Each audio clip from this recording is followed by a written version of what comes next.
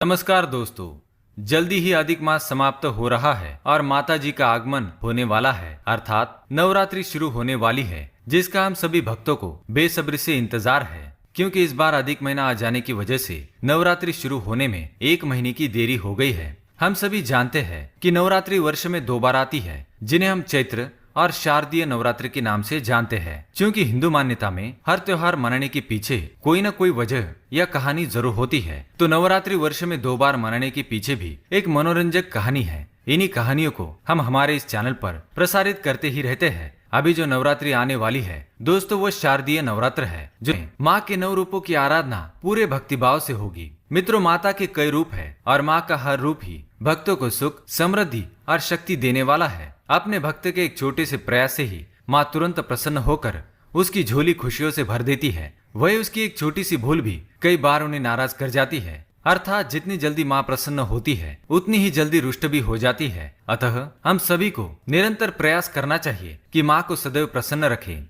दोस्तों, हम ये तो अच्छी तरह से जानते हैं कि नवरात्रि में हमें ऐसे क्या क्या काम करने चाहिए जिससे माँ हम पर प्रसन्न हो जाए और हम पर कृपा करके हमें मनचाहा फल प्रदान करे, जो हम करते ही हैं। पर क्या हम ये जानते हैं कि हमारी किन गलतियों से माँ नाराज हो सकती है और हमें उनके क्रोध का सामना तक करना पड़ सकता है? तो आज के हमारे इस वीडियो में हम बड़े ही सटीक, आसान और सरल शब्दों में आपको बताने जा रहे हैं कि नवरात्र में वो क्या काम है जो हमें बिल्कुल भी नहीं करने चाहिए। तो दोस्तों, इस वीडियो को अंत तक जरूर देखिए और देखिए कि अनजाने में पहले कभी आपसे ये गलतियां तो नहीं हो रही थी और कहीं इन्हीं गलतियों की वजह से ही आप माँ की कृपा से वंचित हो रहे थे और सारे जतन करके भी माँ आप पर खुश नहीं हो रही थी। तो चलिए जल्दी से शुरू करते हैं आज का हमारा ये वीडियो, ताकि आप भी इन गलतियों को करने से बचे और माँ की कृपा के पात्र बने।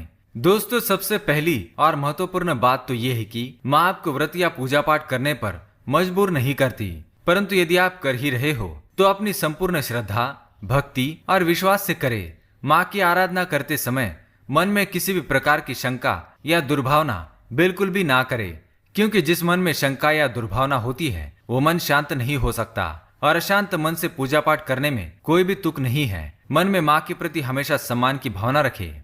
दूसरी बात, नवरात्रि में किसी भी प्रकार के अपशब्दों का प्रयोग अथवा गाली गलौज, झूठ, चुगली, बुराई इत्यादि बुरी बातों का मुंह से निकालने से बचना चाहिए, क्योंकि जिस मुख से हम माता का पवित्र नाम स्मरण, मंत्र जाप और आरती इत्यादि करते हैं, उस मुख से निकलने वाले शब्द भी पवित्र होने चाहिए।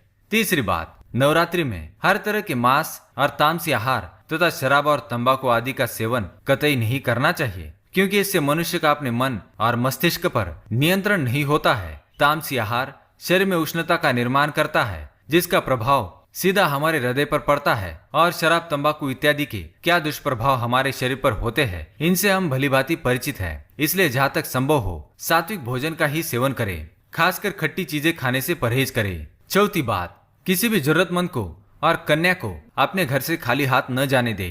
किसी की मदद करने से माँ यूं भी बहुत प्रसन्न होती है और जरूरतमंद की मदद करने पर तो माँ की कृपा आप पर अवश्य ही होंगी। और कन्या तो माँ का ही रूप होती है। इन दिनों में माँ कन्या के रूप में विचरण करती है। अतः यदि कोई कन्या हमारे घर से खाली हाथ चली गई तो समझो माँ को ही हमने खाली हाथ भेज दिया।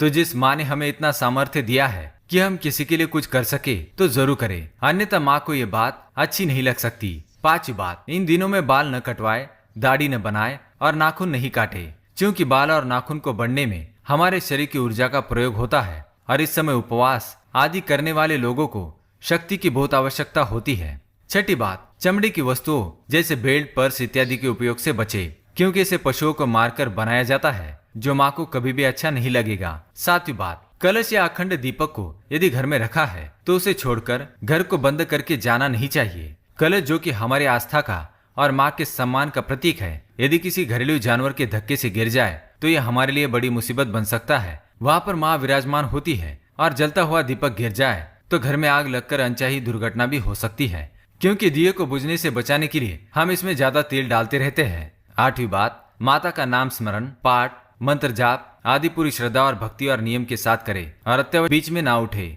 और ना ही किसी से बात करे, इससे आपका ध्यान भटकेगा। नवीं बात, दिन में ना सोए, क्योंकि श्री विष्णु पुराण के अनुसार नवरात्रि के समय दिन में सोना वर्जित है। इसके पीछे की रोचक कथा हम किसी और वीडियो में सुनेंगे। 10वीं बात, मासिक धर्म के समय मंदिर इत्यादि में जाने से बचे, क्योंकि कई और भी बातें हैं जो नवरात्रि के समय ध्यान में रखनी चाहिए। जैसे परंतु यदि उपरोक्त सभी बातों का ध्यान रखा जाए तो माँ हम पर अवश्य ही प्रसन्न होंगी, क्योंकि नवरात्रि शक्ति और भक्ति का पर्व है। मैं आपसे एक निवेदन करना चाहूंगा दोस्तों कि संपूर्ण स्त्री जाति में ही माता का अंश है, इसलिए कृपया आप सभी माताओं और बहनों का सम्मान करें और उनका आदर करें। आशा करता हूँ कि आप सभी इन बातों को ध्यान में रखते हुए नवरात्रि का त्योहार मनाएंगे और ढेरों खुशियां पाएंगे। धन्यवाद।